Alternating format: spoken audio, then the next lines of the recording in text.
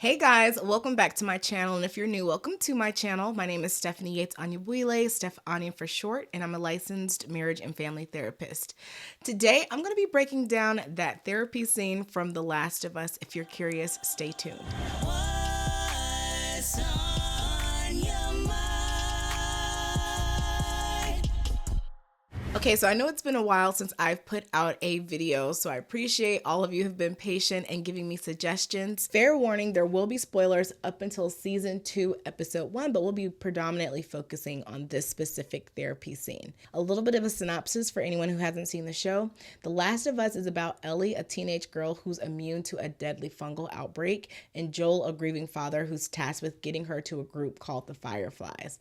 As they cross a devastated America facing loss, violence, and betrayal, their bond deepens into something like father and daughter, offering a fragile sense of hope in a broken world. And I also actually played the game as well. And so I wanted to talk about the therapy scene because it was so interesting just to look at what therapy would look like in a post-apocalyptic world and some of the things that we typically avoid in a modern day world. This is going to be a fun video for me, and I want to do a few more of these breakdowns. I did one video like this, I know, when I did my You breakdown, and Love and Joe were in couples therapy. So if you have other therapy scenes that you've seen in movies or in shows that you'd like to see me break down, please let me know, because I think that'd be a fun series to start.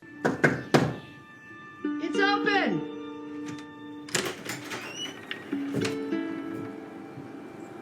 I'll be right there.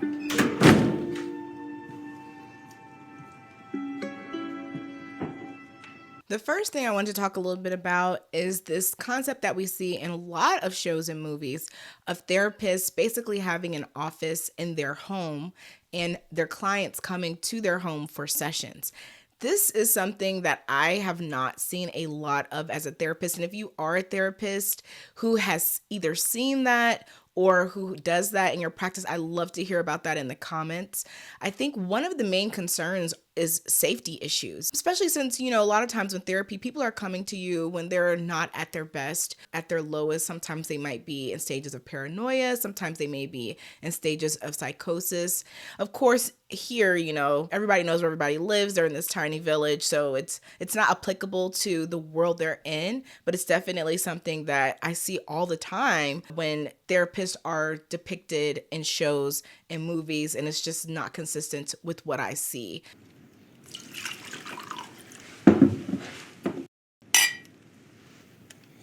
What's the occasion? It's my birthday.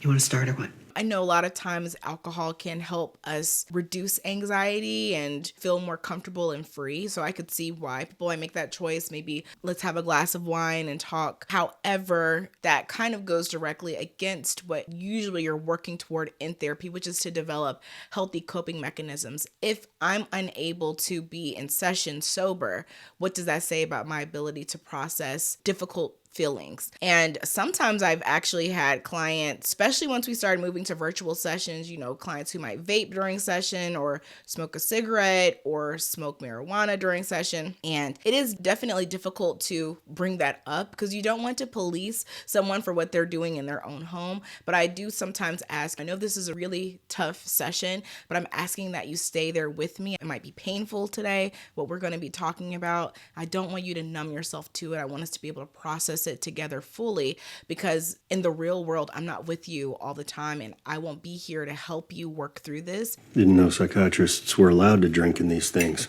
Psychotherapist. Psychiatrists are the pill ones. And no, we're not allowed to drink in these things, but I woke up this morning feeling sad. It's my first birthday without my husband in 41 years. This makes me think about the concept of self-disclosure. And there are times where your client, you can tell they feel very alienated or isolated in what they're experiencing, and that you might be able to share a bit of your story to help them not feel alone in what they're going through. There are times where that can be very positive. However, there are also a lot of times where disclosing information about yourself can backfire. Sometimes you can share something and you think you're providing hope, like I've been in this situation and this is where I am now. And your client doesn't necessarily hear that as something that is inspiring to them. They might hear that as you're bragging. They might hear that as you're judging them for still being in the place that you used to be in. If a therapist is having a bad day, is it a good idea for them to communicate that to their client?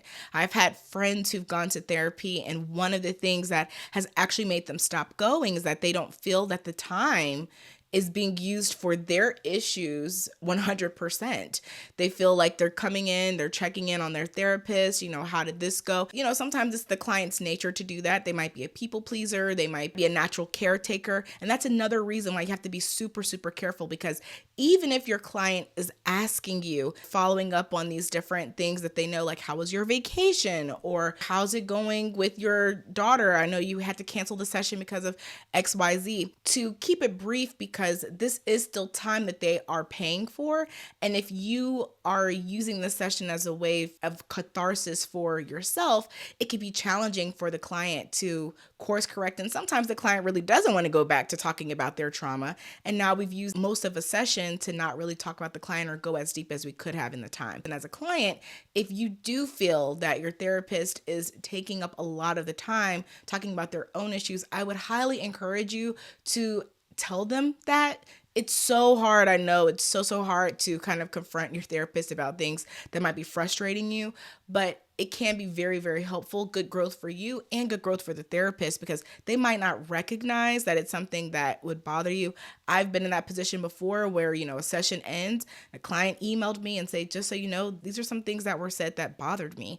And it's, it's an ego hit, but it's really, really good to know, because it helps you learn how to tailor and modify what you're doing with your other clients. So I think it's helpful to get that feedback, even if it's really challenging for you to give it. Well, I tried what you said. I backed off. I stopped putting pressure on her. Don't even make her sit down with me for dinner anymore. And what do I get for it? Nothing. She comes home, shuts herself in the damn garage, which I should never have allowed her to move into. And that's it. Not so much as a hello. I see her around town, gives me a nod like I'm a stranger or some asshole. Even Dina asked me today, what's wrong with her? I mean, everyone can tell.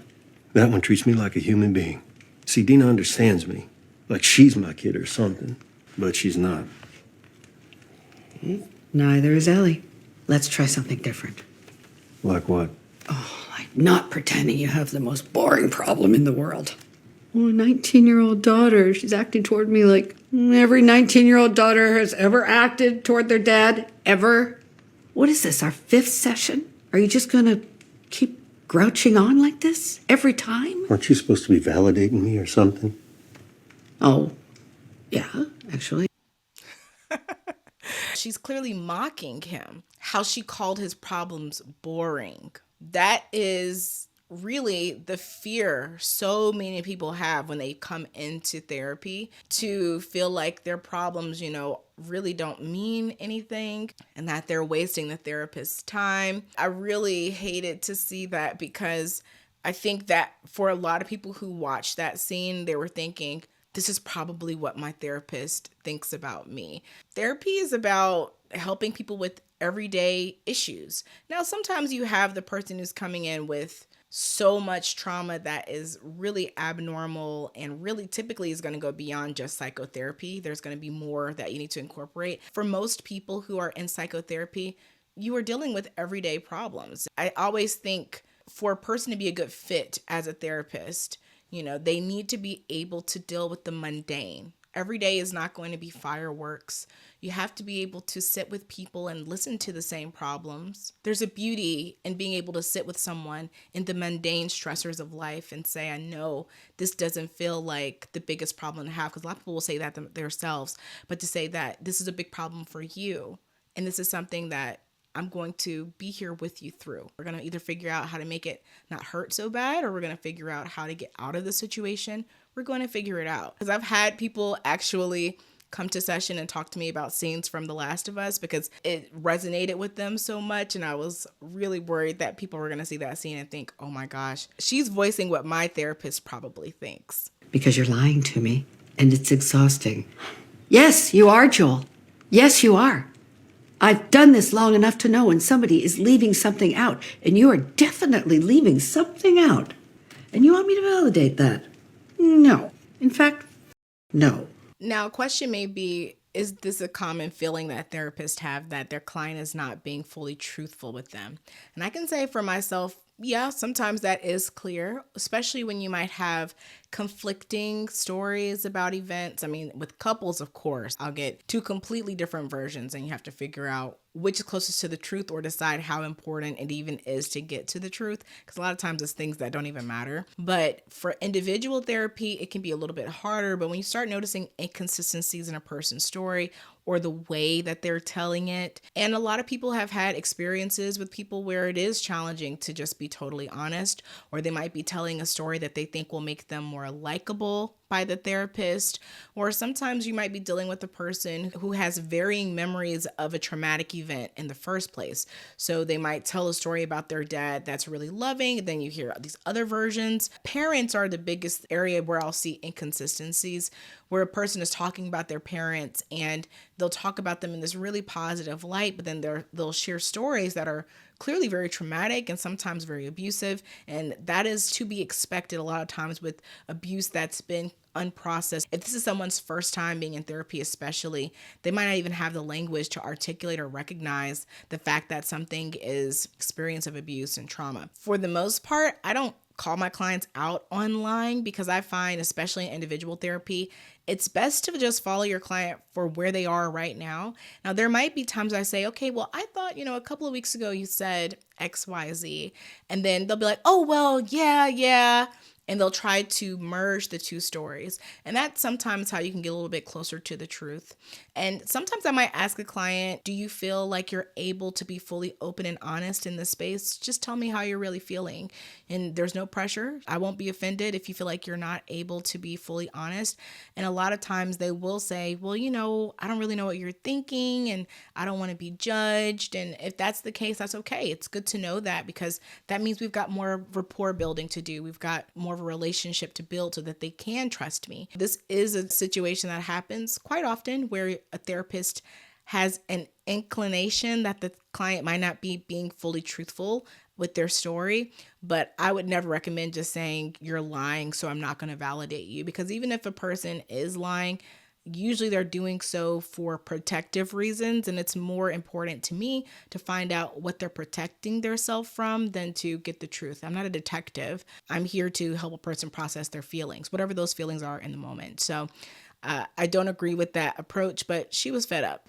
You can't heal something unless you're brave enough to say it out loud. I'm scared, though, which is why I have to. You shot and killed my husband.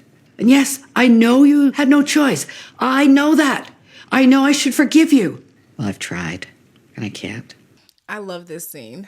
I love this scene because it's so raw. This is a perfect example of why you cannot have multiple relationships with your client. They're not just therapist and client, they're neighbors. They are living in this commune together. And with that comes the likelihood that there are going to be situations outside of their therapeutic relationship that impact them. When you have a relationship with your client that goes beyond the therapeutic space, now we're introducing new power imbalances that can make it very difficult for your client to feel comfortable with you and trust you, or it can lead to a lot of countertransference, which refers to how the therapist feels about the client. Now, they're in a post-apocalyptic world, so the typical rules don't apply. I still think drinking on the job, that's not something that you have to do. I still think that being mean to your client, that's not something that you have to do. But in this situation, if he needed therapy, he can only see this one person. Something that is understandable. Bartering, they have to do that, right? Because they don't have money here. So that makes sense. But I do think that this is a great example of why in the modern world, having multiple relationships is so frowned upon and unethical. I've had people reach out to me that I grew up with who've asked me to be their therapist. I'll be honest, there have been a couple of times where I was thinking, okay, this person is so far removed. I haven't talked to them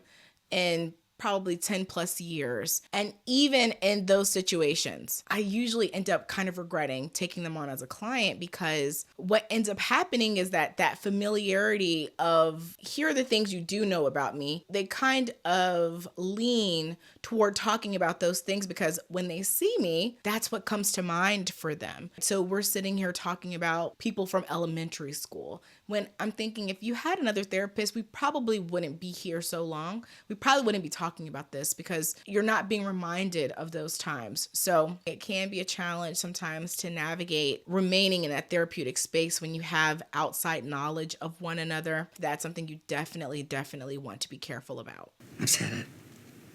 I'm ashamed, but it's in the air, and I can't take it back. Your turn. Say the thing you're afraid to say. Say it out loud, no matter what it is, no matter how bad.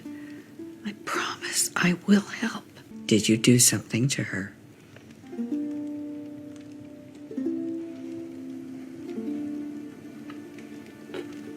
Did you hurt her? What did you do?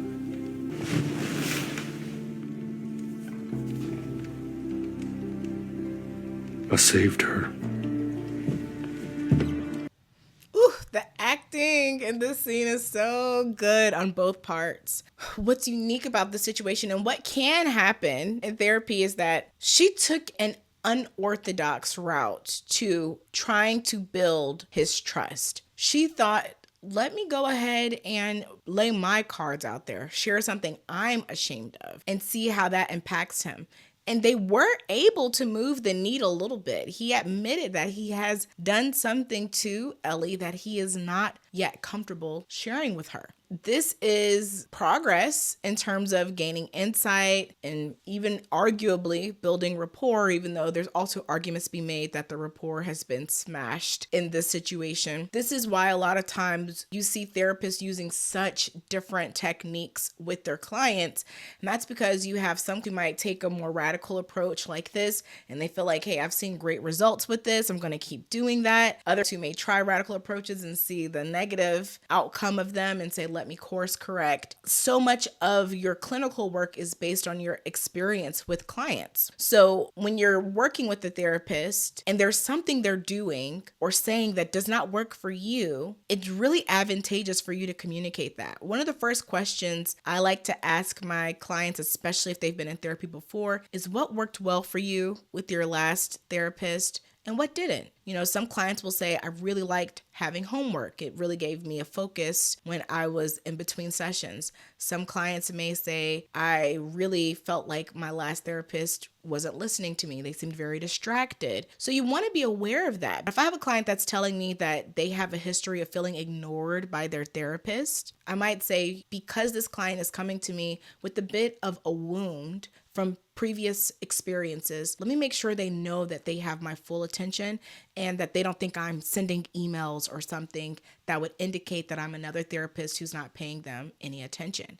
And a lot of times you'll learn that the reasons they feel this way is that maybe they felt ignored as a child or ignored in their relationship, and you're contributing to that problem. So if you're the client, I encourage you to speak up for yourself and say, this didn't really feel good. Even if you can't say it in person, send an email, maybe a text, if that's how you all communicate, just to say, I'm noticing this in our sessions and I'm worried about this. Your therapist, they should be able to emotionally regulate, right? That's what they're working with you on. If anything, they'll probably be curious about what specific things made you feel that way so that they can address it and work on it. Or maybe they might say, to be honest with you, this is how I do therapy, but let me work with you and maybe we can find someone that's a better fit for you. That's still a better case scenario than you sitting there with a therapist who is triggering you and not feeling like you can advocate for yourself.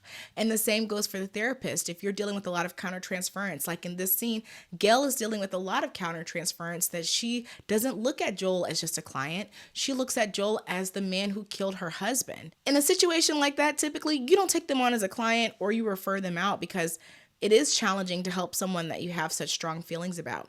She promises Joel that she will work to help him if he's honest with her. This is a huge secret that he doesn't really feel like is his to share. On the other hand, I think that in some ways she may have broke that trust with him by basically telling him that she hates him. That's really hard to recover from. I think Joel can handle it, but I don't know if Joel can open up to a person who has told him that, right? So those are my thoughts on that scene. I absolutely love that scene. I love this show. I loved the game. If you were watching Last of Us, I'd love to know what your thoughts are on it. And if there's anything else you'd like me to cover from the show, like Joel and Ellie's relationship, for example, that might be something that we could do. It'd be a lot to unpack, but that might be a good episode too. Or if you like, again, if you have any other therapy scenes you'd like me to break down, let me know that as well. I'm also going to get back into some reality TV breakdowns, but I'm looking for the right show to try. I know a lot of you are here for Love is Blind, and maybe the next season of Love is Blind will be better. But for those who haven't seen my community tab post, I won't be covering Love is Blind season 8, at least not right now.